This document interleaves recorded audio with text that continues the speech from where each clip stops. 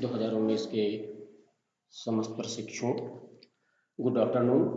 जैसा कि आज हिंदी का 6वीं यूनिट हम शुरुआत कर रहे हैं। 6वीं यूनिट का नाम है उपसर्ग, प्रत्यय, सामासिक पदों की पहचान व प्रयोग। हम कैसे पहचान करेंगे कि उपसर्ग क्या है, प्रत्यय क्या है, सामासिक पद क्या है। तो सबसे पहले हम प्रारंभ करते हैं उपसर्ग। उपसर्ग क्या होता है? उपसर्ग शब्द दो शब्दों से बना। कौन कौन से शब्द हैं? उप और सर्ग। उप का अर्थ है समीप तथा सर्ग का अर्थ है सृष्टि करना, समीप से सृष्टि करना। ऐसे शब्द का शब्दखंड जो किसी शब्द से पूर्व जुड़कर नए शब्दों की रचना कर सकता है, उन्हें उपसर्ग कहते हैं।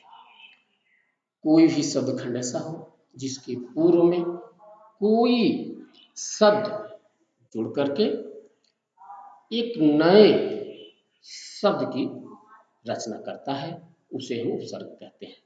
उपसर्ग से जुड़ जाने से शब्दों के अर्थ में परिवर्तन दिखाई देता है। जैसे हार, हार में हार का अर्थ होता है पराजय। उसके पूर्व आ उपसर्ग जुड़ जाता है तो क्या हो जाएगा? आ धन हार बराबर आहार। उसी तरह से सम धन हार, यानी हर में सम उपसर्ग लगने से क्या हुआ? संहार। हार में प्र उपसर्ग लग गया तो क्या हुआ? प्रधन हार बराबर प्रहार। अगर प्रश्न बनता है कि प्रहार में उपसर्ग क्या है, तो आप बगैर संकोच के ये बता सकते हैं, इसमें उपसर्ग प्र है। प्रधन हार बराबर प्रहार। हार में वी जोड़ दिया गया, क्या हुआ? विहार।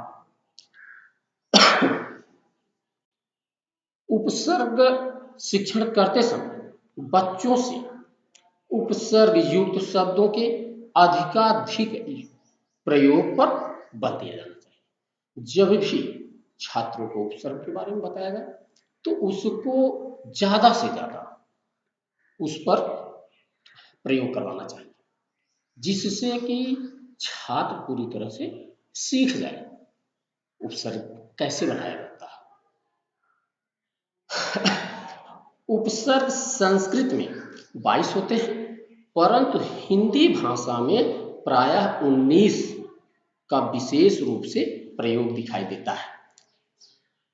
हिंदी के भी अपने सामान्यतः 10 उपसर्ग हैं, जिनसे शब्द रचना एवं अर्थ विशेषता को प्रकट करने में मदद मिलती है। इसी प्रकार उर्दू एवं अरबी, फारसी के भी उपसर्ग हिंदी भाषा में प्रयुक्त होते हैं, जो मुख्य रूप से 12 हैं। इनका अर्थ उदाहरण के साथ निम्नलिखित है। अब आप बनाएंगे एक ग्राफ, ऊपर संस्कृत के उपसर्ग, फिर उपसर्ग, अर्थ और उदाहरण। उपसर्ग में प्र और प्र उपसर्ग लगा करके उसका उदाहरण हम कैसे प्रस्तुत करेंगे? जैसे अर्थ क्या होता है? प्र का मतलब अधिक या आगे। अब उदाहरण क्या करेंगे?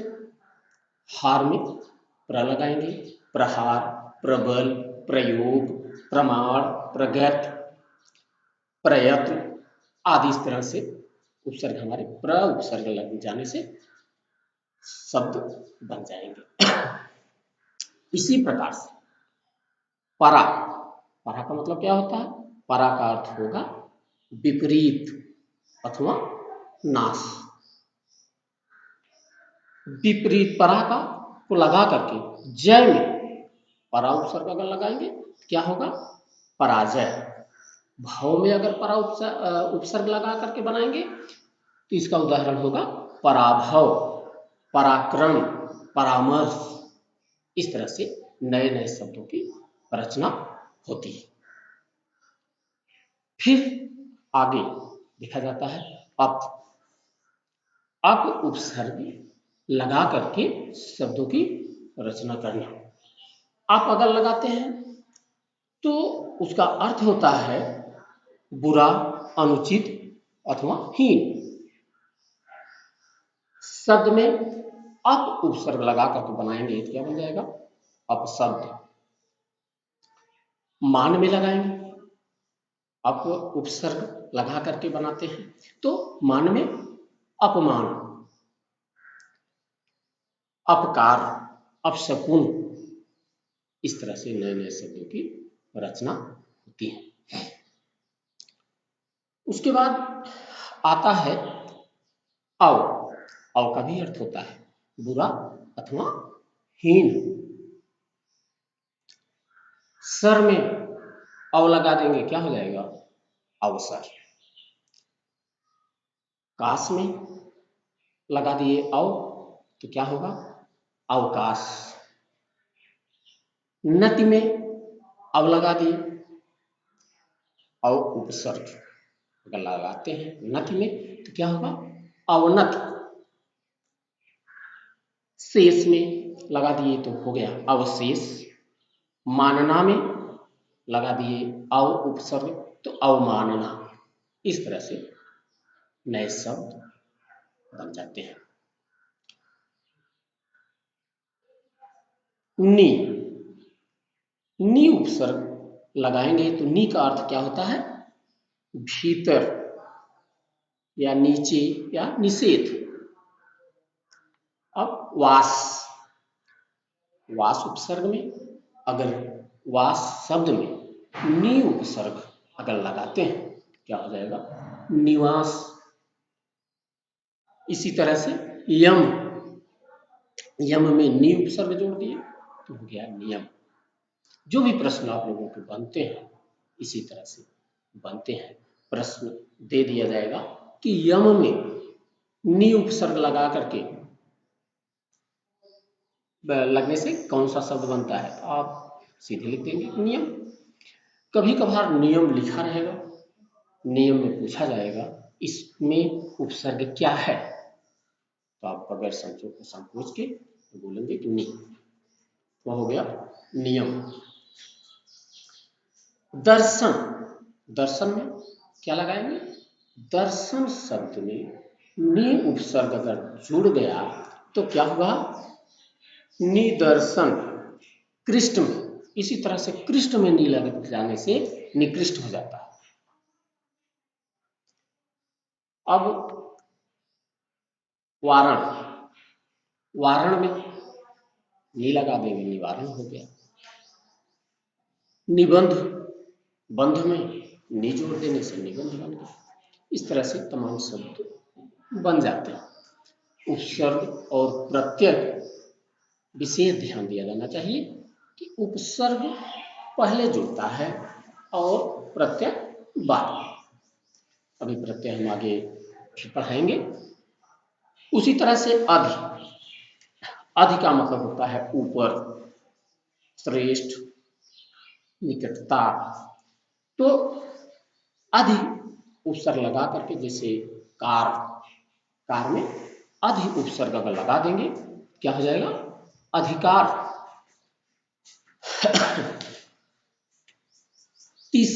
अति स में अगर जोड़ेंगे तो अतिशय। स में अति उपसर्ग जोड़ दिया जाए तो अतिशय शब्द बन जाता है। इसी तरह से आदि शब्द बनते हैं। अति उपसर्ग को जोड़ा जाए तो तमाम शब्द की संरचना की जा सकती है। जैसे अब आपके जो संस्कृत के उपसर्ग हैं जिनकी संख्या हमने अभी बताया कि 22 है, तो ये कौन कौन से हैं? प्र हुआ, परा हुआ, अप हुआ, सम हुआ, अनु, अव, निस अथवा निर, दुस, दुर, वी, आंग अथवा आ, नि, अभि, अति, सु, अद, उत, प्रति, परि, उप। इस तरह से ये हमारे 22 उपसर्ग जो संस्कृत के उपसर्ग है इस तरह से बनते हैं। अब जैसे प्रश्न आप लोगों से पूछा जाए कि परि उपसर्ग लगा करके आप नए शब्दों का निर्माण कीजिए। अब सबसे पहले हम देखेंगे परि का अर्थ क्या होता है। परि का अर्थ होता है चारों ओर। अब उदाहरण दीजिए। उदाहरण में क्रमा, जैसे क्रमा में परि अगर जुड़ा जाए तो क्या हो जाएगा? परिक्रमा। चय, चय में परि उपसर्ग जुड़ा तो क्या हुआ? परिचय। इस तरह से आगे शब्द बन जाएंगे कि यह हमारा उपसर्ग रहा। उपयुक्त उदाहरण को देखने के बाद यह स्पष्ट हो जाता है कि मूल शब्द का अर्थ उपसर्ग के जुड़ जाने के कारण बदल जाता है। जो मूल शब्द होता है उसमें अगर उपसर्ग जुड़ जाता है तो उसके अर्थ बदल जाते हैं। उपसर्ग के जुड़ जाने के कारण उसके मूल शब्द का अर्थ बदल जाता है। उपयुक्त, जैसे हार शब्द में प्र जुड़ा तो क्या हो गया? प्रहार, जैसे अभी हमने पहले बताया है। मूल रूप में एक शब्द होने के बाद भी उपसर्ग लगने से अर्थ में हुआ परिवर्तन स्पष्ट रूप से दिखाई देता है।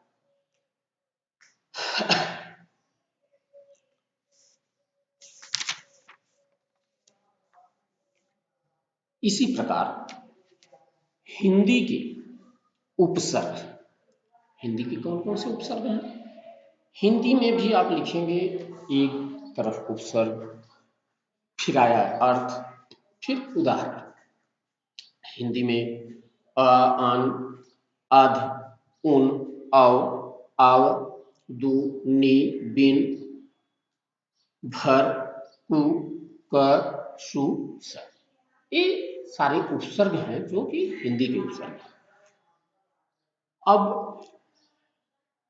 अन लगा करके, अन का अ अथवा अन का अर्थ होता है निषेध अथवा अभाव। उदाहरण क्या होगा?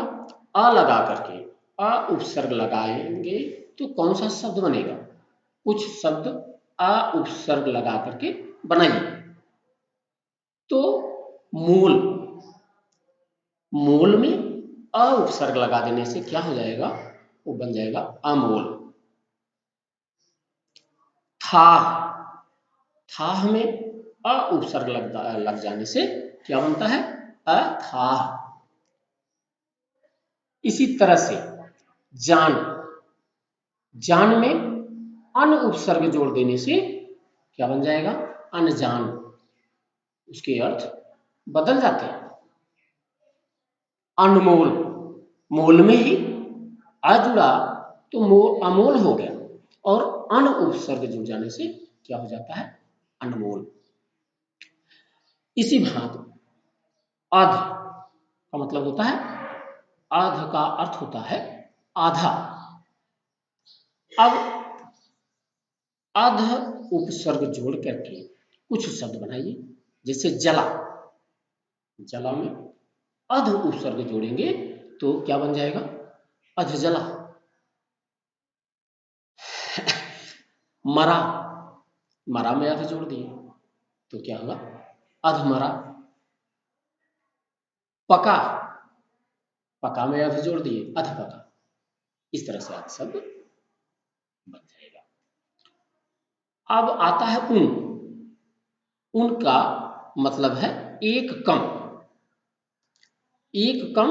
जैसे उन में उन उपसर्ग जोड़ करके शब्द बनाइए। जैसे 19, 29, 30 में उन लगा दिए, 29 हो गया। 19 में उन लगा दिए, 19 हो गया। एक कम,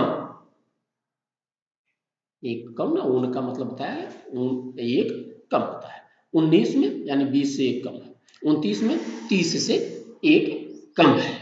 49, 59 इस तरह से, 49 50 से एक कम है, 59 60 से एक कम है।